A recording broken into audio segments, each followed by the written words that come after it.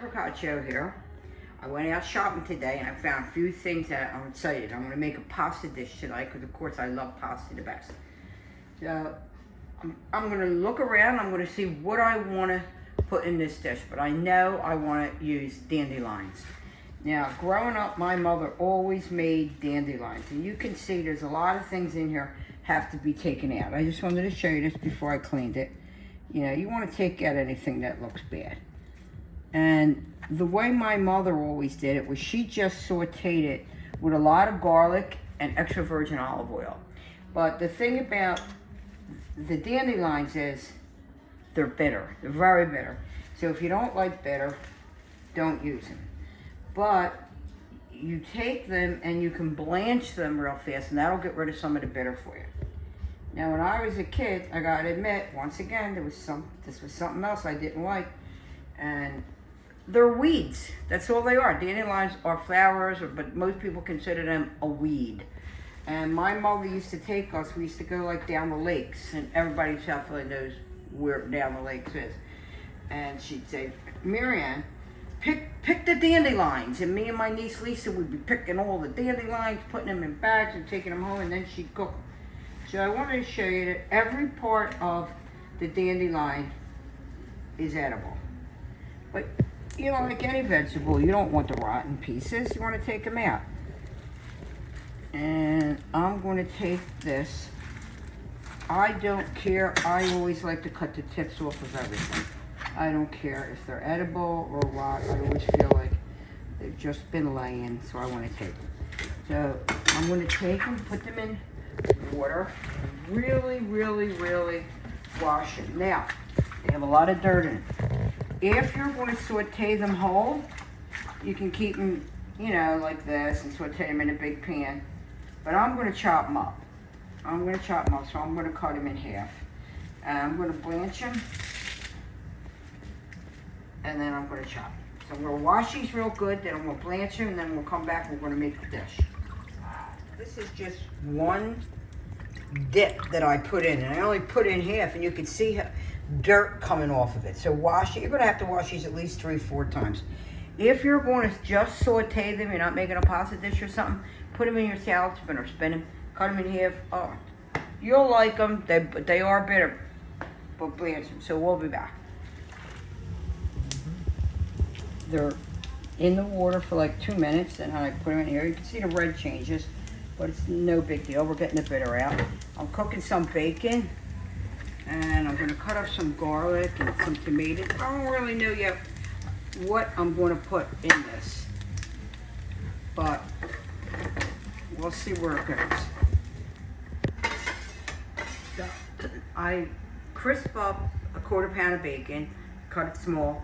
I'm going to add that to the pasta, and I kept about 2 teaspoons of it, and I put it in here with about 3 tablespoons of extra virgin olive oil.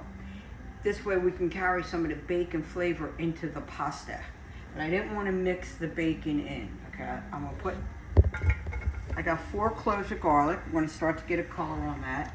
And you can see how I cut this up. It's small, because this is the pasta that we're using. This is called papalene. I want an Italian pasta. I mean, this is my first choice. Checo, second, and but this I lucked out. Product of Italy. See them? They're orecchiette, but they're imported right from Italy. So I took out 8 ounces of that, but I wanted to keep it in there so I could show you. I'm going to let that brown a little, and I chopped up 1 vine-ripened tomato, just diced it, and I got this pepper from my yard. You know, isn't that beautiful? The Italians love these peppers. We call them frying peppers, but the Italians, old school, I don't know, they say, I don't know, fricadelles or something. I'm not educated in that, but I am educated in eating them. They're so good. They're so good. They're so much more mellow than a regular bell pepper. So everything that takes longest to cook is always what you want to put in first. but I want that to start getting a color. I'm going to lower that. And I'm going to put this in.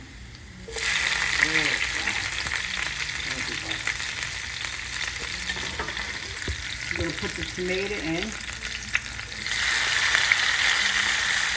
And let that start to make it sauce. Some salt, pepper.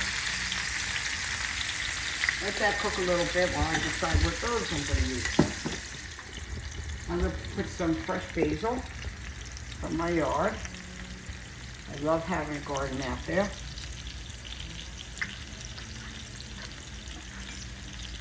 I'm going to cut this down. I'm going to put it in now because I want it to just to start to flavor the tomatoes. Okay. And you don't have to break those tomatoes down. It's just a 5-minute sauce. This sauce will take about 15 minutes, 20 minutes tops, depending on how you want your tomatoes cooked. I'm going to throw in my pasta and finish the sauce. I'm going to put in about a teaspoon of dried parsley.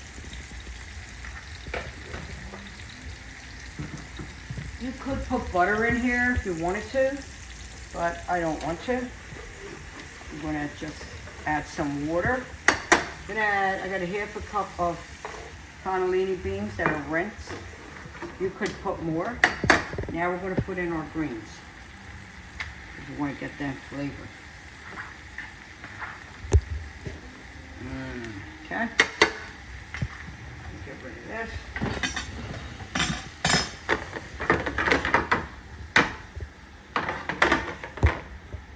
Salt. Pepper.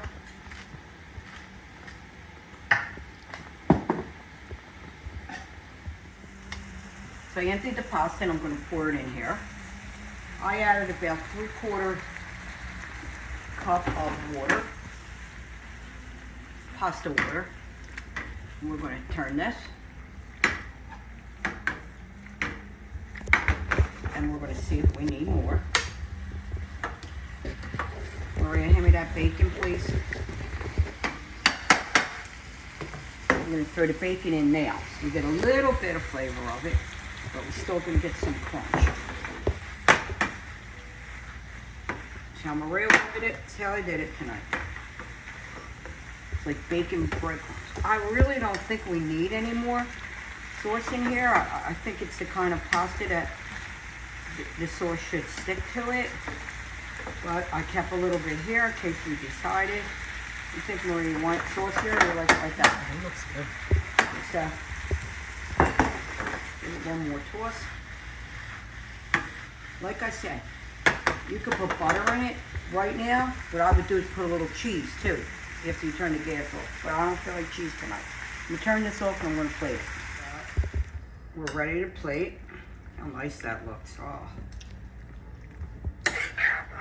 And while I'm doing this, I'm always thinking of the next thing I'm going to do. I think if I'd have put some crushed walnuts in here, oh my God. But I make things up as I'm going. If I'm not making something I made for years or I grew up on, I make them up as I go. And I think that this looks good. And you can take some really good extra virgin olive oil right now, drizzle it over the top. I think that's what I will do. I have a really good one, unfiltered. Just want to drizzle a drop.